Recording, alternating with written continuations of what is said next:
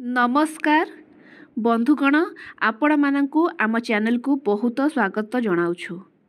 साधारणतः खूब कम लोक माने निरामिष भोजन करिथांती एवं अधिकांश लोक आमिष भोजन करने को पसंद करिथांती।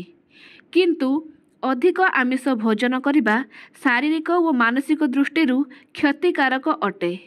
तेबे आज आमे जानिबा केउ ब्लड ग्रुप विशिष्ट लोक आमिष सेवन करबा उचित। तेबे सही विषय रे आमे विस्तार रूप में जानिबा। नचेत जदि ए विषय रे आपणकर ज्ञान नथिबो तेबे आपण समस्या रे मध्य पड़ी पारंती एवं विभिन्न प्रकार रोग मध्य आपणको ग्रास करि पारे। तेबे चलंतु जानिबा केउ ब्लड ग्रुप रो लोक माने आमिष खाइबा उचित। तेबे वैज्ञानिक मानक गवेषणा जना पड़ी जे किछि ब्लड ग्रुप रो लोक माने अधिक मात्रा रे आमिष भोजन करबा उचित नुहे। सात्विक और पौष्टिक आहार आम शरीर पई निहाती जरूरी अटे। गवेषक मानक मतरे जदि ब्लड ग्रुप अनुसार पोषणयुक्त खाद्य सेवन करिवे तेबे मनीष सर्वदा सुस्थ रहिबा सहित आयुष रे मध्य वृद्धि हेबो। कारण खाद्य सहित आमर ब्लड ग्रुप रो सीधा सड़क संयोग रहिछि। ब्लड ग्रुप 4टी भाग रे विभक्त होइथाय। ताहा हेउछि ओ, ए, बी एवं ए बी। तेबे प्रत्येक लोक निजर ब्लड ग्रुप अनुसार खाद्य खाइबा उचित। तेबे चलंतु जानिबा ओ ब्लड ग्रुप थिबा लोकंकु किपरि खाद्य खाइबा उचित। तेबे ओ ब्लड ग्रुप थिबा लोकंकु सर्वदा प्रोटीन युक्त खाद्य सेवन करिबा उचित। जेपरि कि विभिन्न प्रकार पनीपरिबा, माछ, मांस और डाली जातीय खाद्य इत्यादि। एहा सहित 7 ରୁ 8 घंटा सोइबा उचित। एहा द्वारा शरीर सर्वदा सुस्थ रहिबो। एही ब्लड ग्रुप रो लोक माने आमिष भोजन करि परिबे, किंतु ता सहित पनीपरिबा, डाली इत्यादि मध्य खाइबा जरूरी। तेबे चलंतु जानिबा ए ब्लड ग्रुप थिबा लोक मानक विषय रे। तेबे ए ब्लड ग्रुप थिबा लोक मानकु सर्वदा सबुज पनीपरिबा अधिक खाइबा उचित।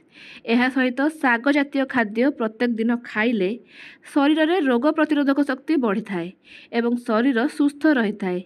एही ब्लड ग्रुप रो लोकंकर रोग प्रतिरोधक शक्ति अधिक संवेदनशील होई थाए। तेणु एमाने अधिक आमिष खाइबा उचित नुहे। जेहेतु एमानंकर रोग प्रतिरोधक शक्ति कम, आमिष खाइबा द्वारा एमानक शरीर रे अनेक प्रकार रोग सृष्टि होई थाए। तेणु ए ब्लड ग्रुप थिबा लोक माने आमिष भोजन करबा अनुचित। तेबे बी ब्लड ग्रुप थिबा लोक माने आमिष सेवन करि परिबे। एहा सहित फलमूल और पनीपरिबा इत्यादि मध्य सेवन करि परिबे। एही ब्लड ग्रुप थिबा लोक मानकर पाचन तंत्र खूब सुदृढ़ रही थाए। एमानंकर शरीर रे केबे भी अधिक चर्बी जमा होई न थाए। कारण एमानंकर हजम शक्ति बहुत अधिक होई थाए। एमाने जहा कहंती ताहा सहज रे हजम होई जाय। तेणु ए माने आमिष सेवन करि परिबे, कारण एमानंकर शरीर रे आमिष खूब शीघ्र हजम होई जाय थाए। तेबे चलंतु जानिबा ए बी ब्लड ग्रुप थिबा लोकंक विषय रे। तेबे ए बी ब्लड ग्रुप रो लोक माने सर्वदा निज स्वास्थ्य को नहीं सचेतन रहिबा उचित। एमानंकु निज खाद्य पेय उपरे सर्वदा ध्यान रखिबार आवश्यकता रहिछि। एमाने शस्ययुक्त खाद्य एवं सबुज पनीपरिबा अधिक परिमाण रे सेवन करबा उचित। एहा सह अधिक परिमाण रे जल मध्य पीबा उचित। एमाने निज स्वास्थ्य को नहीं सर्वदा सचेतन रहिबा उचित। एमानक शरीर रे रोग प्रतिरोधक शक्ति टिके कम थाए। तेणु एमाने आमिष खाइबा उचित नुहे।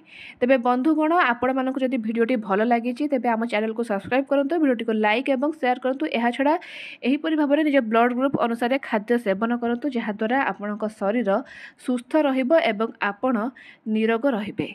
नमस्कार।